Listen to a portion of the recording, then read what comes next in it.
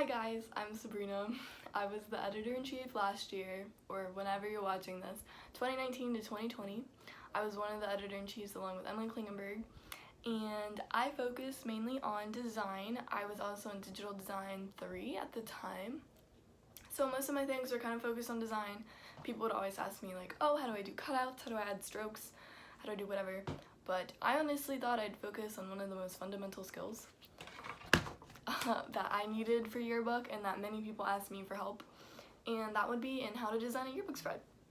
It's honestly like probably one of the most important, because it's like, oh, how do you make a yearbook? You make a spread.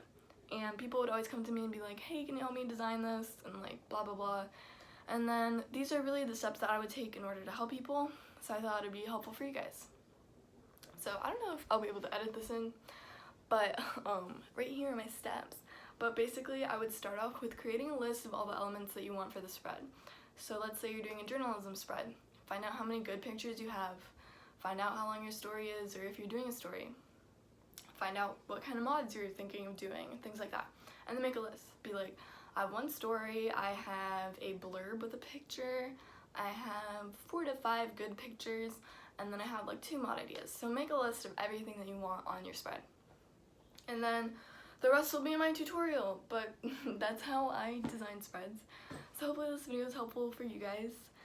And yes, there is a stool on my desk because I filmed this for you guys, so hopefully you enjoy. Anyways, good luck with your yearbook. I know it'll look fantastic, and make sure you annoy Ms. Turk for me, because I'm not there. So have a great day, and I know your spread will turn out great. Good luck! Okay, so let's get started. So the first thing I do when I'm trying to plan a new yearbook spread is I get a blank sheet of paper. This one's kind of big, you can just get a letter size paper.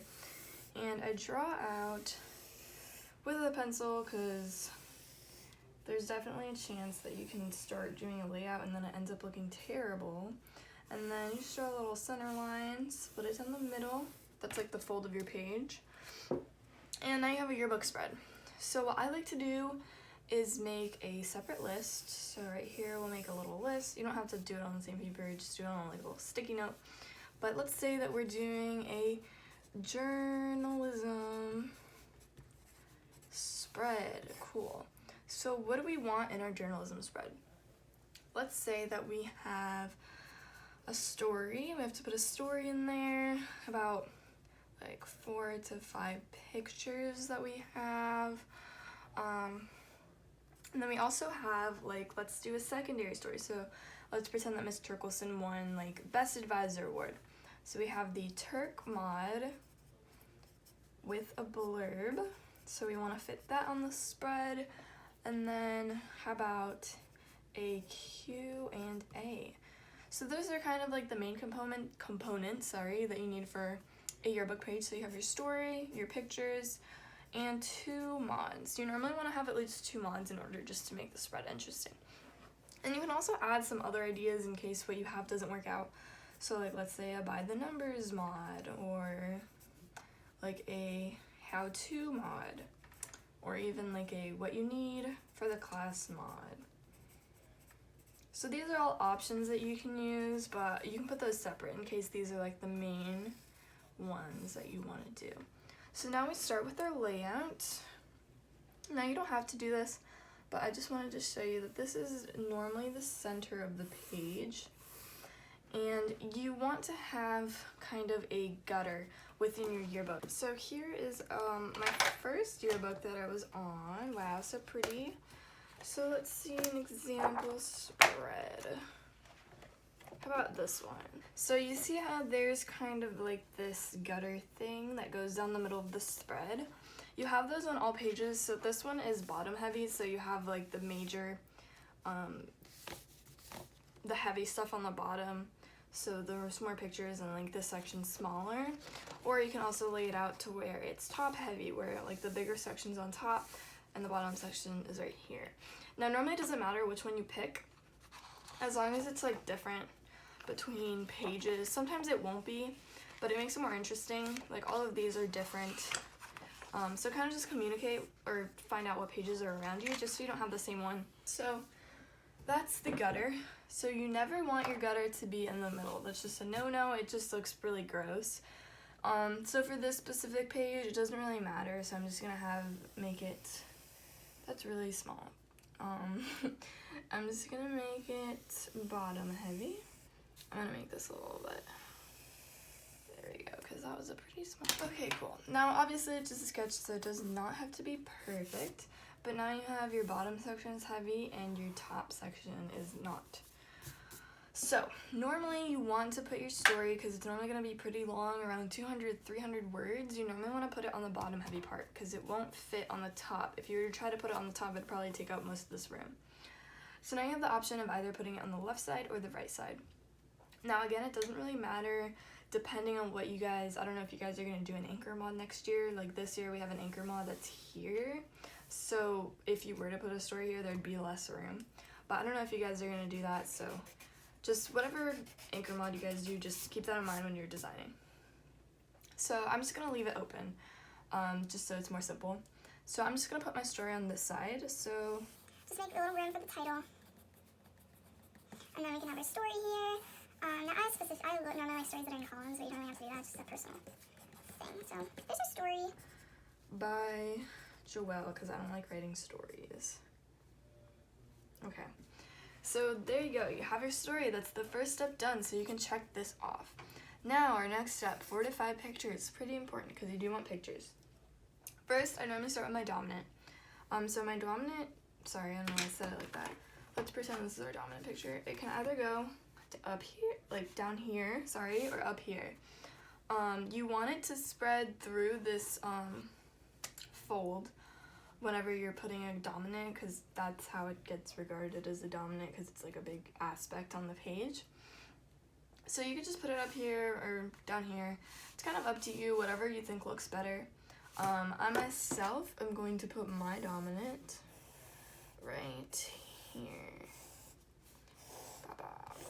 Let's say it's like a picture. You just want to make sure try not to center it with the fold. This one's a little bit, I can make it a little bit longer just so it doesn't do that. You don't want it to be like kind of in half, just because it kind of looks weird. And just make sure your subject isn't in the middle. We don't want the person right here. So let's pretend it's like a picture of Miss Turk and she's swimming with a shark. Okay, so she's not cut off, neither is the shark really. So we're good. Now you have 4 to 5 pictures, so that's one. And depending on where you want to put your captions, you can put a caption right here on the corner of the dominant page. Don't do that for any other pictures, but you're welcome to put one right here. So there you go, is your dominant. And then you want to fit 3, let's say 3 or 4 more pictures. For this example, you could have a cutout if one of your pictures is cut-outable. I would put the cutout right here. Oh, don't know why I'm doing that.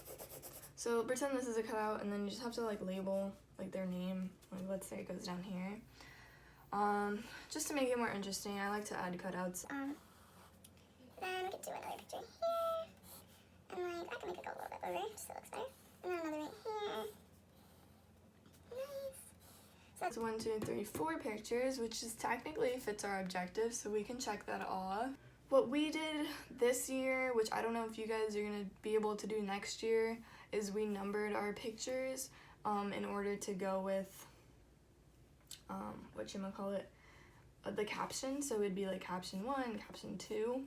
But if you guys aren't doing that this year, then you can just put the captions next to the pictures. Just make sure that the lead-in for the caption goes with the picture, so you want to make sure that it's easy to find out which this makes no sense. It's easy to find out which caption goes with what. So like for this picture, it'd be like shark of a time or something like that, so you know that this caption goes with this picture. In this case, it's obvious because it's on top, but so we're just gonna, you can just do this since it's a sketch. Let's say that your captions are just gonna go right here. You fit 2 captions, or you could even probably maybe add a picture right here if you wanted to. It's just a sketch, so you're gonna play around with it in InDesign. So if all your captions fit right here, then that's great. You can just put 1, 2, 3. So you have your caption for photo 1, photo 2, and photo 3. And let's say they all fit there, so that's great. So you have 1, 2, 3, 4, 5 pictures plus the 1, 2, 3, 4, 5 captions. So you can check that off, which we already did. And obviously it's a sketch, so you have to see if it looks nice in InDesign, but this is just how I do my sketch. Sorry, I think the rest of my video got cut off for some reason, so I'll just explain really quick what I did. So basically I just had this top room left, so I just did my Turk mod and blurb right here. So it's the title, and then obviously just make sure that this title is smaller than this title since it's a secondary blurb. And then the blurb will include caption information, so you don't need captions. And I just put a horizontal and a vertical picture to go with this. And then for the Q&A mod, I just put it right here. So that's kind of all it missed, but this is what the finished spread looks like. And then your next step, if this works, would just to put everything that you sketched out into InDesign and see if it actually looks good. You'll have to play around with it on there, but having a basic sketch always helps a lot. So I just wanted to show you guys really quick just like how many different ways you really can make a spread. You honestly don't have to like remain stuck on like any one single design. I'm gonna do the same criteria that I did for my journalism spread with the same types of things. So I can make this one top heavy, and this one could be bottom heavy. And like let's say on this one I want to have my story on this side of the page. So here's my story with my title. And then let's say you want like a vertical predominant. And then you can do like some pictures here. So this has 4 pictures. You can also add a cutout right here if you wanted to, make it 5. And then your captions could kind of fit right here if you like number the pictures. I don't know why I numbered it in that order, but you can have your captions right here. And this is like the same as the journalism spread, so you can do Miss Turk right here, or the blurb should go here, with the title and the picture. Let's say you just have one. And also another thing I forgot to mention, always do your text on the outside of the page, so you don't want to have trap text. So like for example, you don't want to have your story right here with a picture right here, just because it looks trapped, it looks awkward, so always have your text on the outside. And then your Q&As can go right here. And then like same spread right here, let's put the story here. Spell the wrong tile, we'll have a tile right here. And then let's say you have a picture right here. And then you have like a long one maybe. And like 2 here. And then you can put your captions right here. And then you might have enough room for captions, so you can also add a caption here, let's say. And then we could put Miss Turk right over here with her little story, and then we can have our Q&As right here. So really there's just so many ways to design one spread, but my order of doing it, or how I would recommend, you can obviously do it different if it works for you, but I like to start with the story. Well, first determine if it's top or bottom heavy. Then the story. Next I do my pictures. Next captions. Then my mods. Now of course this is different for every spread because you might want to have a spread that's focused on a specific mod, or maybe a story doesn't, or a page doesn't have a story, so like obviously it's a different order each time. But that's how I like to design my spreads. I always found that helpful. Okay, so that's the end of my tutorial. Hopefully it was helpful. So I would just follow that list anytime you guys are trying to sketch out a spread. Do like 1 or 2 sketches, then put it in InDesign. So that's all I really do. So you'll get better with it over time. If you like can't figure out where to put things at first, it's like obviously fine. You're literally gonna get like so much better at it, and it's just gonna come naturally at one point. So yeah, just list elements, put it on a sketch, then put it in InDesign. And if it works, it works. If it doesn't, it doesn't. Just go back to the sketchboard. So good luck with all your spreads, and I hope that everything is amazing this year. And good luck with everything. Have a great day.